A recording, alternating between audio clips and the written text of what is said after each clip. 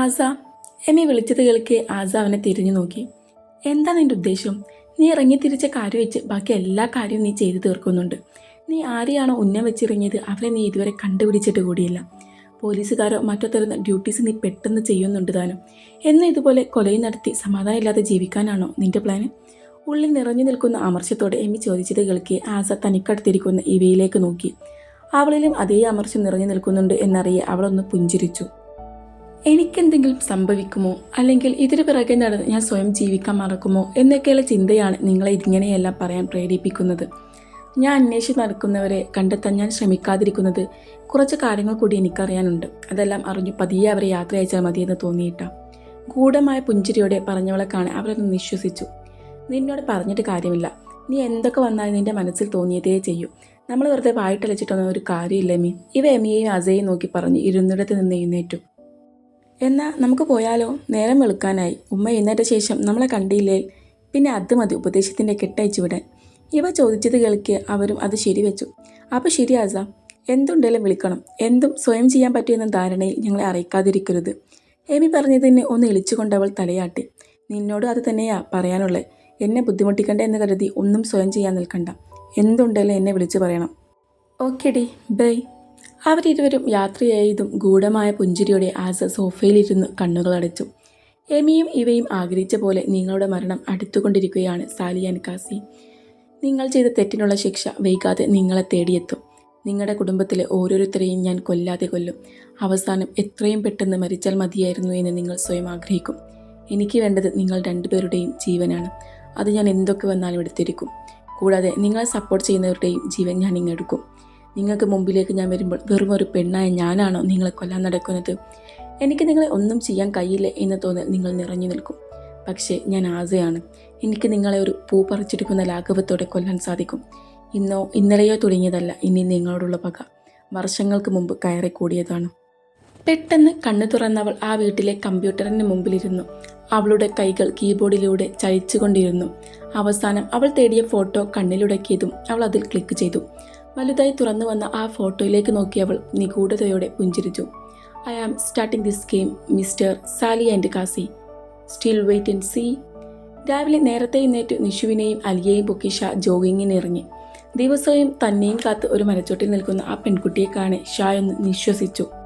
ഷാ, നിന്റെ നെജേതാ നിനക്കായി കാത്തിരിക്കുന്നു. നിഷു കളിയാക്കി പറഞ്ഞതും ഷാ അവനെ അമർത്തിയത് നോക്കിയതും അവനെ നിളിച്ചു. ഷാന്റെ നെജയോ? അപ്പം നമ്മളെ വീട്ടിലുള്ള ആയിഷയോ?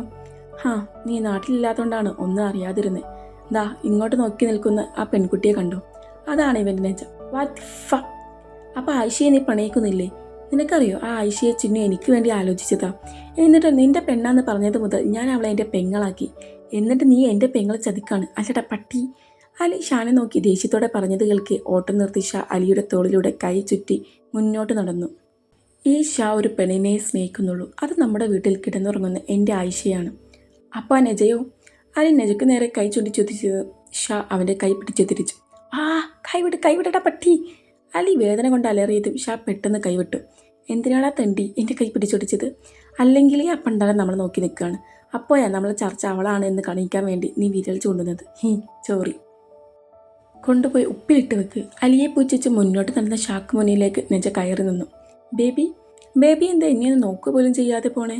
സങ്കടത്തോടെ ചോദിച്ച നെജയെ കാണെ ദേഷ്യം അണപ്പല്ലിൽ ഒതുക്കി ഷായൊന്ന് നിശ്വസിച്ച് നെജയോട് എന്തോ പറയാനാഞ്ഞപ്പോയേക്കും അലിയും നിഷുവും തനിക്ക് മുമ്പിൽ കയറി നിന്നിരുന്നു. എക്സ്ക്യൂസ് മീ, ഈ വയസ്സായി മൂക്കിൽ പഞ്ഞി വെക്കാനായ ഈ കിളവനെയാണോ നീ ബേബി എന്ന് വിളിച്ചത്? ഓ ഗോഡ്, പെങ്ങളെ കണ്ണിന് തിമിരം പിടിച്ചിട്ടുണ്ട്. ഇപ്പം തന്നെ കൊണ്ടുപോയി കാണിച്ചാൽ നീ രക്ഷപ്പെടും. ഇല്ലേ കണ്ണില്ലാതെ ജീവിക്കേണ്ടി വരും. യു നോ, എൻ്റെ പപ്പയുടെ ഫ്രണ്ടിൻ്റെ മോൻ്റെ മോൻക്ക് ഇതുപോലെ തിമിരം വന്നിരുന്നു. എന്നിട്ട് അവൻ ഡോക്ടർ കാണിക്കാഞ്ഞിട്ട് അവന് കണ്ണ് ഓപ്പറേഷൻ ചെയ്തെടുത്തു. പുതിയ കണ്ണ് വെച്ചപ്പോഴും അവൻ്റെ കണ്ണിലൂടെ ഇറങ്ങി തിമിരം ശരീരത്തിൽ പിടിച്ചുകൊണ്ട് അവനിപ്പോൾ എത്ര കണ്ണ് വെച്ചാലും കണ്ണ് കാണൂല. പാവം, അവനിപ്പോൾ കണ്ണില്ലാതെയാണ് ജീവിക്കുന്നത്.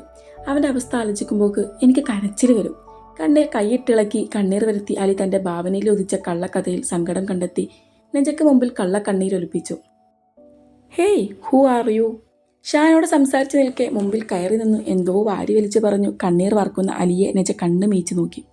ഹോ സോറി പെങ്ങളെ, ഞാൻ നീ നേരത്തെ സംസാരിച്ച നിന്റെ ബേബിയുടെ കസിനാണ്. അലി പറഞ്ഞതിന് നെജ ഷാനിയെ ഒന്ന് നോക്കി ആണോ എന്ന നിലക്ക്.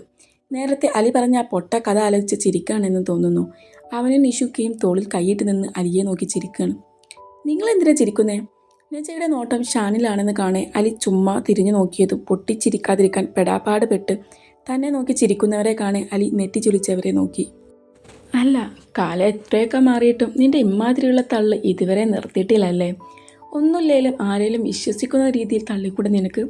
നിഷു വാപ്പൊത്തി കളിയാക്കി പറഞ്ഞത് കേൾക്കി അലി കലിപ്പിൽ അവരെ നോക്കി. എന്നിങ്ങനെ അപമാനിക്കുന്ന നിങ്ങളോട് ഞാനിനി കൂട്ടില്ല.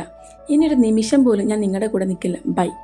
അത്രയും പറഞ്ഞ് കപടദേഷ്യത്തോടെ തിരിഞ്ഞു നടന്ന അലിയെക്കാണ് നിഷുവിന് ഷാക്കും കാര്യം മനസ്സിലായിരുന്നു. ബാക്കി നടക്കാൻ മടിയായതുകൊണ്ട് നൈസായിട്ട് മുങ്ങിയതാണ് മുതൽ. ഹാ, എങ്ങനെയായി തന്നെ നടന്നേ എന്ന് പടച്ചോനറിയാം. ഒരു ബക്കറ്റ് വെള്ളം കമഴ്ത്തിയത് കൊണ്ടാണ് ജോഗിങ്ങിന് വന്നത് തന്നെ. ഡെയിലി 5 കിലോമീറ്റർ നടക്കണമെന്നാണ് എൻ്റെ കണക്ക്. ഇതിപ്പോൾ 2 കിലോമീറ്റർ പോലും തികച്ചു നടന്നിട്ടില്ല ഞങ്ങൾ. അലി, നീ പിണങ്ങിയടാ? പോവാതെടാ. ഒരു മിനിറ്റ് അവിടെ നിൽക്കും, ഞാനൊരു കാര്യം പറയട്ടെ. നൈസായിട്ട് അലിക്ക് പിറകെ നിഷു മുങ്ങിയത് കാണെ ഷായ ഒന്ന് വിശ്വസിച്ചു. ഇന്നലെ ഒന്നാമത്തെ നേരം വൈകി ഉറങ്ങിയത് കൊണ്ടും ഉറക്ക് ശരിയാവാത്തത് കൊണ്ടുമാണ് നിഷുവിന് മടി. അലി പിന്നെ ജന്മനാ കൂടെ കൂട്ടിയിട്ടാണ് മടി. 2 പേരും തിരിച്ചു പോയത് കൊണ്ടും നല്ല ക്ഷീണമുള്ളതുകൊണ്ടും അവർക്ക് പിറകെ തിരിച്ചു നടക്കാൻ ഒരുങ്ങിയ ഷാക്ക് മുമ്പിലേക്ക് നജ കയറി നിന്നു. ബേബി, എനിക്കൊരു മറുപടി വേണം. ഞാനൊരു 1000 തവണ പറഞ്ഞു കാണും നജ, എനിക്ക് നിന്നെ ഇഷ്ടമില്ല എന്ന്. പിന്നെ എന്തിനാ വെറുതെ നാണം കെടാൻ വേണ്ടി എപ്പോഴും എനിക്ക് മുന്നിലേക്ക് അതേ കാര്യം ഉന്നയിച്ചുകൊണ്ട് വീണ്ടും വീണ്ടും വരുന്നത്? വാക്കാൽ നീ ഇഷ്ടമില്ലെന്ന് പറഞ്ഞത് ഞാൻ വിശ്വസിക്കണോ? ഓക്കെ, വിശ്വസിക്കാം. ബട്ട് ഇന്നലെ നിന്റെ പെങ്ങളെ പിറന്നാൾ പാർട്ടിയുടെ ക്ഷീണം ഉണ്ടായിട്ട് പോലും എന്നെ കാണാൻ വേണ്ടി മാത്രം ഇവിടെ വരെ വന്ന നിന്റെ പ്രണയം നീ മനസ്സിലാക്കിയില്ലെങ്കിലും ഞാൻ മനസ്സിലാക്കും ബേബി. ആ റിമേഡ്, ഞാൻ ഡെയിലി ഇതിലെ ജോഗിങ്ങിന് പോകുന്നത് നീ കാണാറില്ലേ? പിന്നെ ഇങ്ങനെ നിന്നെ കാണാൻ വേണ്ടിയാവും. എന്നും നീ ഇതുവഴി കടന്ന് ദൂരേക്ക് പോവാറുണ്ട്. ബട്ട് ഇന്നിവിടെ എൻ്റെ അടുത്തെത്തിയ നീ തിരിച്ചു പോവുകയാണ്. അതിനർത്ഥം നീ എന്നെ കാണാൻ വേണ്ടി മാത്രം വന്നതാണ് എന്നല്ലേ? മണ്ണാങ്കട്ട, എൻ്റെ കൂടെ വന്ന കുരുപ്പിൾ തിരിച്ചു പോയത് കൊണ്ടാണ് ഞാനും തിരിച്ചു നടക്കുന്നത്. അല്ലാതെ ചുമ്മാ നീ ഓരോന്ന് ചിന്തിച്ച് കൂട്ടണ്ട. അത്രയും പറഞ്ഞ് ഷാ ദേഷ്യത്തോടെ വീട്ടിലേക്ക് നടന്നു. നജ ഷാ പോയ വയ്യെ നോക്കി ഗൂഢമായി പുഞ്ചിരിച്ചു. നീ എൻ്റേതാണ് ഷാ, ഞാൻ നിന്നെ സ്വന്തമാക്കിയിരിക്കും. എന്നും നീ എനിക്ക് മാത്രം അവകാശപ്പെട്ടതാവണം. അത്രയും സ്വയം ഒഴിഞ്ഞവൾ അവിടുന്ന് നടന്നകന്നു.